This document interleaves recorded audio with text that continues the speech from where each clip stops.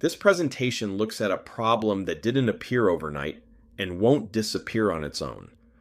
Over the last decade, trust in U.S. institutions and professions has steadily eroded. Using Gallup's data from 2016 through 2026, we're examining how Americans judge honesty and ethics, and where real estate consistently lands. This isn't about bad press or a temporary downturn. It's about a long-term trust gap that has become structural. I am Steve Colino, and this is Confidential Remarks. Let's get started.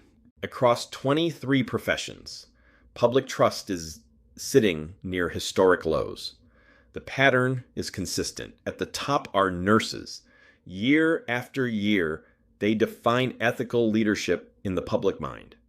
At the other end, real estate agents face a persistent trust deficit.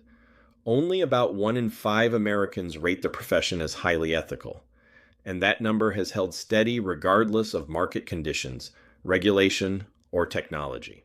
What's important here is not volatility, but direction. Trust hasn't collapsed suddenly.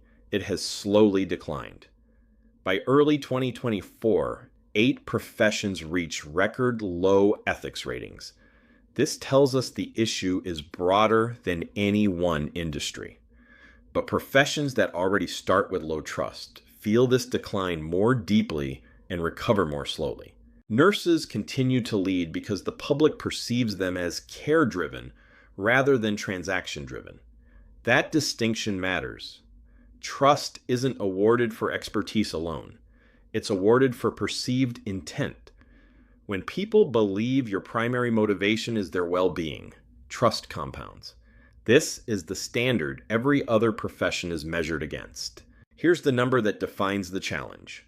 Only about 20% of Americans believe real estate agents demonstrate high or very high ethics. That means skepticism, not neutrality, is the default for the other 80%. Every interaction begins at a disadvantage. This isn't a messaging issue. It's the baseline operating environment.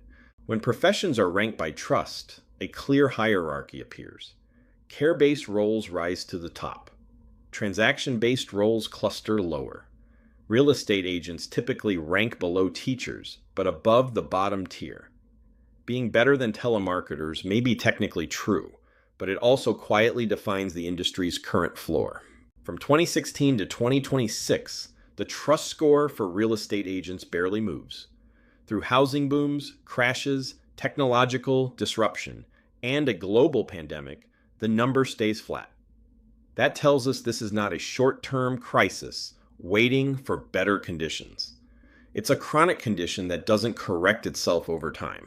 In some years, real estate simply wasn't included in Gallup's core rankings. But when measurement resumes, the result is unchanged. The absence of data doesn't signal progress. It just means the issue wasn't being measured.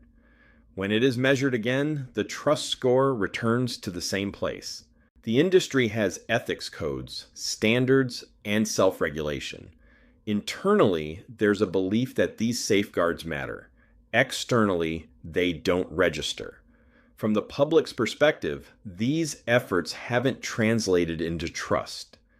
There's a wall between how the profession sees itself and how it's seen.